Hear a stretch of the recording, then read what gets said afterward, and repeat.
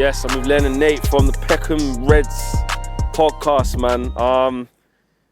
Bro, it's over. Well, the season's over. Yeah. Hopefully the pain and suffering is over, and surely we would like to think that things could only go up from here. But your assessment of the season, bro, and where we need to go in the summer, what we need to be doing. All right, cool. So I feel like I'm going to say what everyone said. It hasn't been good enough. Amorim said it wasn't good enough on the pitch. I feel like when he talked about how he spoke about the storm at the start, like he did say it, but like we said earlier, bro, like it's worse than the storm. Like the whole boat is flipped over. It's capsized, basically, innit? So like it's been crap. I like the fact he acknowledges it. I think that's the difference between him and our former coach. Well, our former coach didn't acknowledge stuff, and it kind of used to be annoying as a fan hearing, basically getting gaslit and lied to. So it's been crap. Wednesday would have been like a little plaster over our whole season, and it would have helped us like kind of heal.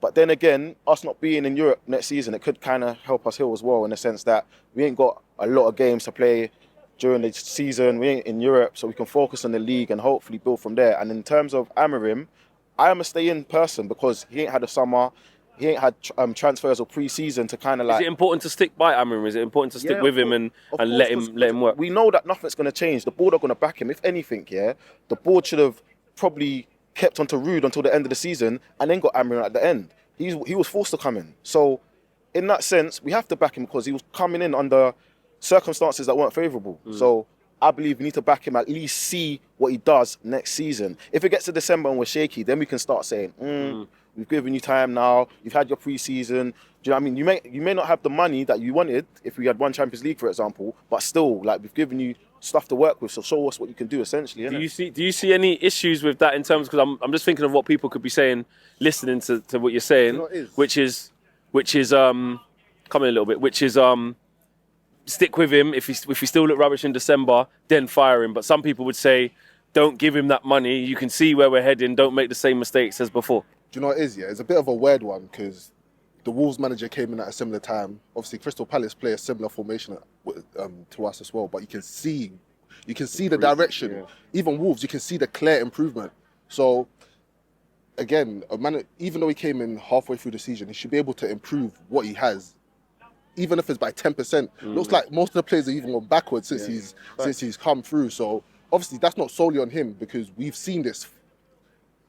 Moyes, Van Gaal, Mourinho, even Mourinho, who everyone thought, yeah, he could come and do something, showed us that okay, it's actually deeper than what we think in it. So I don't know, but again, yes, we have to give him the summer, see if he recruits the right players in the right areas. What is the right players in the right areas? Let's get into some, like, what's the priorities? Onana didn't start today. There's reports that he's been told he can leave as well. We know that Garnacho's situation, that's looking like he's gone. You know, the Rashford, the Sancho, the etc. We've seen three in Johnny Evans, Christian Eriksen and Lindelof. We know they're gone. But where do we start? It's a bit. We need a goalkeeper first and foremost. We need everything. Yeah, no, you know what it is? we need everything, but we need a goalkeeper first and foremost. Yeah, is that a priority? Goalkeeper priority. I think that's our main priority because, for example, David De Gea, we have 10 more points than we do at this point. Look at all the mistakes that Onana's made. Look at all the preventable. Maybe if it's not even his fault directly, just the way he reacts to shots that comes at him is poor. Wednesday night, the first 15 minutes, he was scared to come and collect the ball. You can see that he made the defence a bit nervous. So we need a confident goalkeeper. Forget all of this. I'm trying to play my feet. Save the ball. Stop the ball from going into the net first. Then obviously everything else we can build on. Then we need another midfielder, but a midfielder who can dictate play. Not a Bruno type. Bruno should be pushed. If Bruno does stay, should be just put him in the 10. Don't put him in the 10, go crazy. Everything behind you, don't think about it. But yeah, we need at least 2 midfielders. We definitely need a striker. Waiting. Some are saying that's where you're starting, but yeah. The striker is one of the main things as well, but I can't defend Højlund by any stretch of the imagination this season because all he does is back into man. But our other attacking players, you can see, we even saw today, our midfielders and our defenders take too long to push the ball forward. They rotate the ball between themselves 5 or 6 times before they look to break the lines. And bro, we can't score like that. The chance that you might have had 10 seconds ago was gone. So how important is a striker for you? Oh, 10 out of 10 important. Like, do you know, it's like the Kobe Mainoo when he got the ball, passed it to Hoyland, and Hoyland couldn't touch it. Like I was thinking, how many strikers in the league would score that? And like I even thought about maybes, but Nicholas Jackson scores that. Yeah. Do you know what I mean? So I'm thinking like, are you a footballer? Are you like of course you're a footballer, but like what's He's going out of his on? way, out of his depth here, Rasmus. Yeah. I feel bad for him that this keeps on happening to him, and you can't even blame the manager because the manager's giving you faith to redeem yourself. You're just not doing it. So I say striker. I'm going to say a controversial opinion as well, yeah? I'm not comfortable with our left backs. I was looking at Dorgu today. I was telling Nate today, Dorgu doesn't touch the ball with his right foot at all. So, like, even when he cuts in, like, he did take a cross with his right foot and something nearly happened of it. But, like, It's very rare. Yeah, I think there were 2 touches with his right foot today. And, like, if you're going to be on your left foot so much, be great with it. Go to the byline and cross it or cut back. And it's like, I need more. So we need a left back as well because Luke Shaw, He's not a left back, and yeah, forget that. So yeah, I'd say that as well. So the positions that he mentioned plus left back as well, I'd say definitely. Like, we need an overhaul. So as many as we can get in this, we shouldn't try and go crazy on one position. We should try and spend our money in the areas that can help the team. And how important is selling? You know, like you look at we've lost out on the Champions League money. If a big bid comes in for Bruno, he says he doesn't want to leave, but if the club knock on his door and say, yo, bro, listen, 100 M's there, bro. I'm not going to lie to you. We might look at that. Bruno's basically saying, that's what we lost out on Wednesday. Al Hilal are going to pay that, bro. Yeah, exactly. And that's them basically saying to Bruno, when he says if they knock the door and say that they don't want me here anymore, that's basically that. Could Kobe Mainoo be a victim of what's gone on here? Let me say this. If Rashford can go, then who could, like, really and truly, that's Man United. The reports are saying everyone's got their price, bro. So everyone can go at this point. Do you know what I mean?